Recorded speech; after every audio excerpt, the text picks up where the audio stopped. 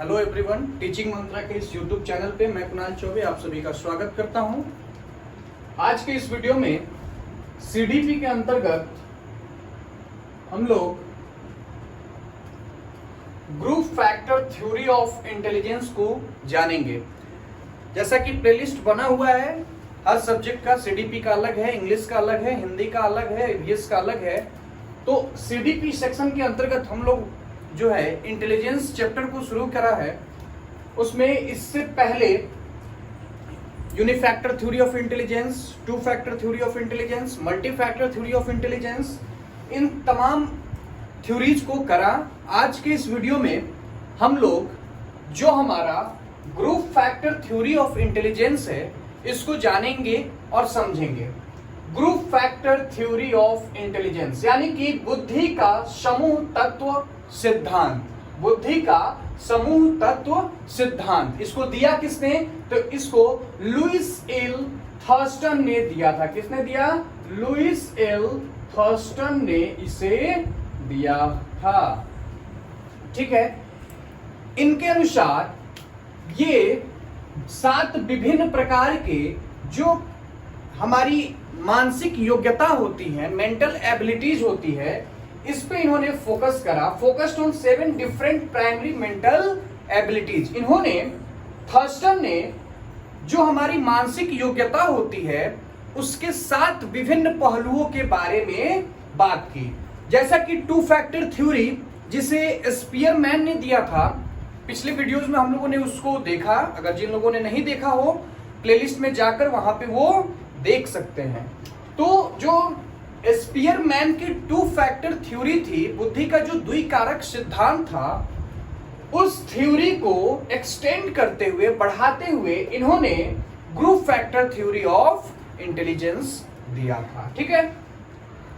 इनके अनुसार 7 main primary mental abilities जो हैं उनको याद करने का एक शॉर्टकट तरीका समझिए, जो है SPNVWMR। SPNVWMR यानी S for spatial ability, P for perceptual ability, N for numerical ability, V for verbal comprehension ability, W for word fluency ability, M for memory ability और R फॉर रीजनिंग एबिलिटी। आइए एक एक करके इनको समझते हैं। ठीक है। जो हमारा पहला है S, that is spatial ability. तो देखिए, यह वह एबिलिटी होती है जिसके थ्रू व्यक्ति जो है स्पेशियल रिलेशनशिप्स जो होते हैं, यानी स्पेस के जो रिलेशंस होते हैं, जो प्रॉब्लम्स होते हैं, उसमें माहिर होते हैं उसे सॉल्व करने के लिए। क्लियर है? नाम में ही है स्पेशियल, वर्ड बना हुआ है किससे? स्पेस से।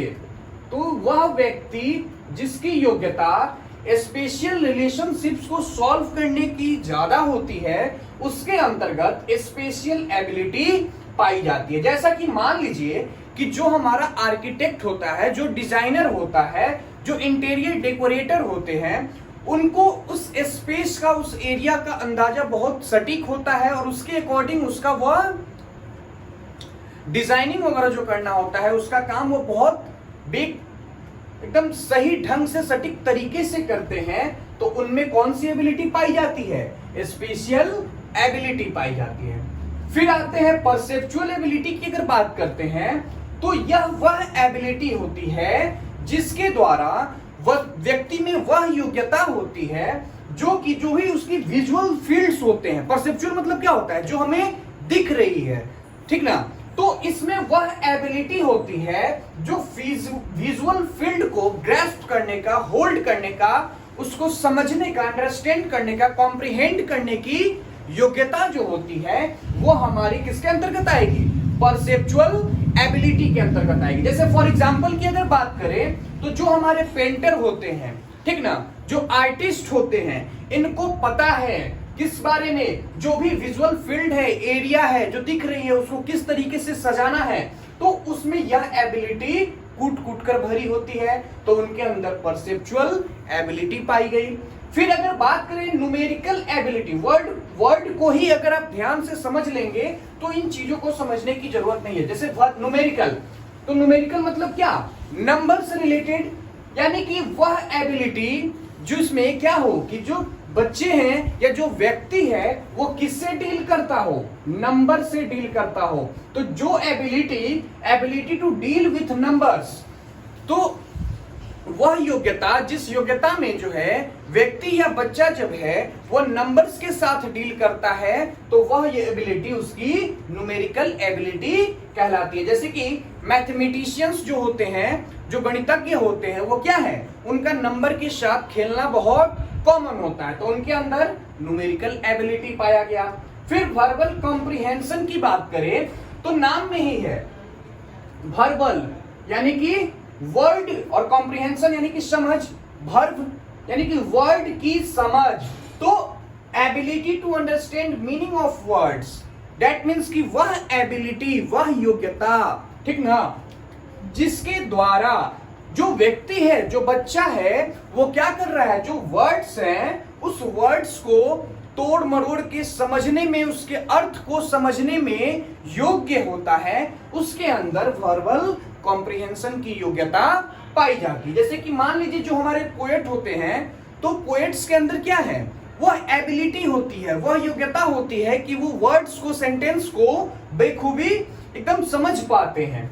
आइए फिर अगला पॉइंट पे जाते हैं। तो अगला टाइप है वर्ड फ्लुएंसी, यानी कि वह व्यक्ति जो वर्ड को फ्लुएंटली कब, कहां, किस तरीके से यूज करना है उसमें जो माहिर है, वह चीज, योग्यता जो है बच्चे में, वह वर्ड फ्लुएंसी एबिलिटी पाई जाएगी, यानी कि ability to think and use words rapidly, वह योग्यता जिसके थ्रू जो कोई पर्सन जो है किसी वर्ड्स को कब, कहां, कितने रैपिडली तरीके से वो यूज कर रहा है, वह उसके वर्ड फ्लुएंसी के अंतर्गत आएगी।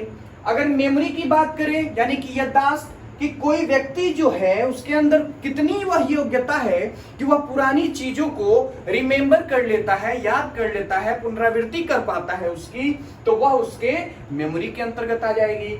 अगर रीजनिंग की बात करें तो तर्क लगाने का, लॉजिकली सोचना, तो वह व्यक्ति जिसके अंदर तर्क करने की, वितर्क करने की, सोचने की, समझने की शक्ति जो है, योग्यता जो है ज्यादा पाई जाएगी, तो उसका कौन सा डेवलपमेंट होगा, उसका रीजनिंग एबिलिटी डेवलप हुआ रहेगा।